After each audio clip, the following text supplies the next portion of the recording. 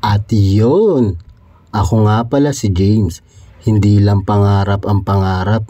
Pangarap ko, tuparin ang mga pangarap ko. Kaya tara, samahan niyo ko. At ngayong araw ay normal na araw lang to para sa akin. Sa araw-araw ng pagtitinda ko dito sa kalsada. Pero kahit ganun ay pinagpapasalamat ko pa rin sa itaas na isa na namang araw na pagkabuhay para sa buhay na meron ako. Pag nalaman mo at naramdaman mo na ang buhay ay isang malaking biyaya, tsaka mo na maiintindihan na pahalagahan ang buhay na meron ka. Yo, kumusta na? Alam ko marami rin kayong iniisip, kaya ikanta na lang natin yan.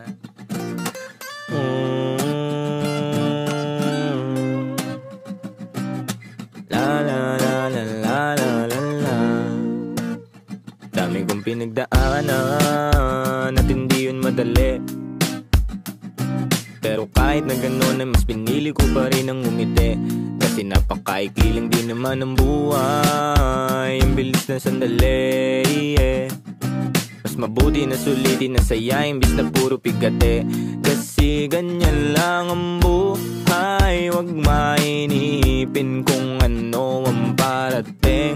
Wag masyadong isipin, may mangyari mang mali, lakan dapat sisihin. Paano ka magbabawi, yun ang dapat isipin. Dami kong pinapangarap abutin, mga bagay na hindi ko balak angkinin. Tiwala sa proseso, kailangan di mainipin. Bigay mo ang lahat habang kompleto pa ang ngipin.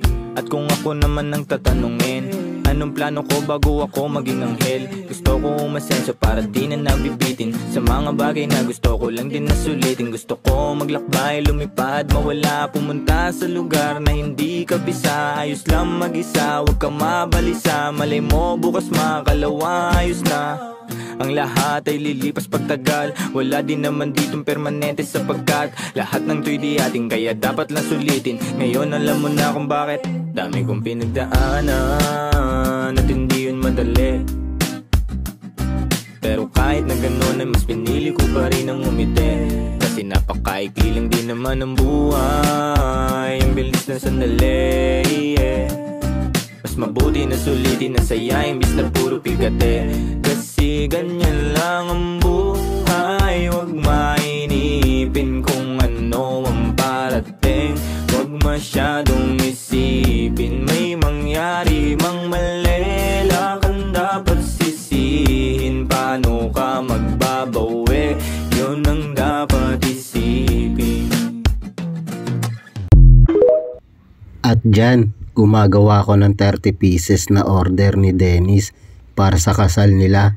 At gusto niya ay hatiin sa 4 para gawing pika-pika dun sa reception sa kasal nila. Maraming salamat sa tiwala nyo para sa akin at sa Master Burger. Tandaan, hindi mo kailangang maging handa para magsimula. Minsan kailangan mo lang magsimula para maging handa. Malayo, oo, yung biyahe, mapagod. Pero pag nakita mo na kung yung nag-aantay sa'yo, mapapawi lahat ng pagod na yun. Kasi yung literal na pagod, isang tulog lang yan eh. Kinabukasan, full charge ka na ulit eh, di ba? Pero yung pagkakataon na makakita o magkaroon ka ng bagong oportunidad para pasahin yung sarili mo, yung pamilya mo, hindi mo na mababalik yun pag pinalampas mo. Kasi di ba, walang may alam kung bukas nandito pa ba tayo. Kaya hanggat gumigising ka pa, sulitin mo lahat ng gising na yun. Dahil darating ang araw na hindi mo na magagawa yun. Nasa sayo eh, kung anong pipiliin mo, uubusin mo yung lakas mo sa kakatunganga sa bahay o uubusin mo yung lakas mo sa mga makabuluhang bagay. Huwag ka magalala kasi kahit saan dyan, may mararating ka. Alam mo na yun. Pangarap, para kang nagtatanim ng puno. Malaki pangarap mo, malaking puno yung kailangan mong itanim. Hindi naman pwede maghukay ka ng mababaw lang. Hindi naman pwedeng konting tubig lang yung ididalig mo dyan. Kung gusto mo ng malaking puno, malaking trabaho ang kapalit nun. At nasa sayo yun. Then pag nagbunga na yun, hindi po pwede na hayaan mo na lang bumunga yun dyan. Hindi, kailangan pa rin ng maintenance. Ganon din sa atin. Kung ano yung marating natin, nandoon na tayo sa taas, hindi po pwede na lantutay ka na lang doon sa taas. Pag hindi mo diniligan yung puno, magbunga man siya isang beses lang and then sa susunod hindi na ulit. Ganon yung pwedeng mangyari pag pinabayaan natin kung ano man yung narating natin sa buhay. Mawawala lahat sa'yo. Sayang yung oras. Oras kasi ilang oras lang ang binigay sa atin dito sa mundo. mundo. Depende sa atin kung saan natin yun ilalaan. Huwag ka matakot sa pagod kasi yung pagod, isang tulog lang yan. Bukas, malakas ka na ulit. Matakot ka sa oras na sinayang mo. Kasi pag lumipas yan, kahit tumambling ka pa ng 100 beses dyan, hindi mo na mababalik yan. Ano man ang landas na tinatahak mo ngayon, mabagal man ang pag-usad mo, ang mahalaga, umuusad ka. There's Burgers by James, Pagunan. So puntahan nyo lang siya sa Valley Gold, sa lower 4 or upper 4. Napakamura ng burger, napakasarap. Talagang isang burger pa lang na tag 55, yung pinaka